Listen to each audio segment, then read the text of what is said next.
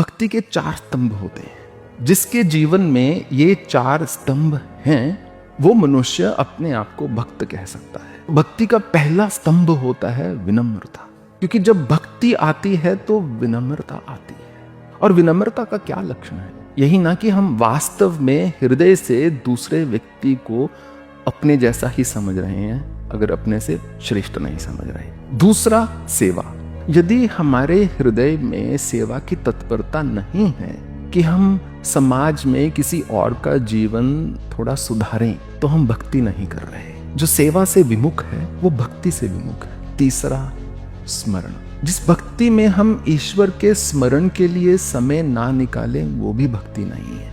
अगर हम बस इतना सा कहें कि बस मैं अच्छे कर्म करने में विश्वास रखता हूँ और वही मेरी भक्ति है, तो वो भक्ति नहीं है। वो हो सकता है कर्म योग हो, श्रेष्ठ जीने का ढंग हो, सब कुछ हो, परंतु वो भक्ति ना हुई। चौथा लक्षण है भक्ति का, चौथा स्तंभ है, चौथा पहलू है, वो है समर्पण। समर्पण होने और ना होने में एक मौलिक लक्षण है, अंतर है। समर्पण में शिकायत नहीं होती हृदय में। ये नहीं कि आपको सब कुछ स्वीकार्य है जो आपके साथ घटित हो रहा है, परंतु शिकायत नहीं है। विनम्रता, सेवा, स्मरण और समर्पण। कभी भी आपको ये आंकना हो कि आप भक्ति के मार्ग पर चल रहे हैं या नहीं, तो अपने आप से आपको मात्र यही प्रश्न करना है कि इन चारों को मैंने किस मात्रा में, वास्तविकता में अपनाया हुआ है, अपने पास रखा हुआ है।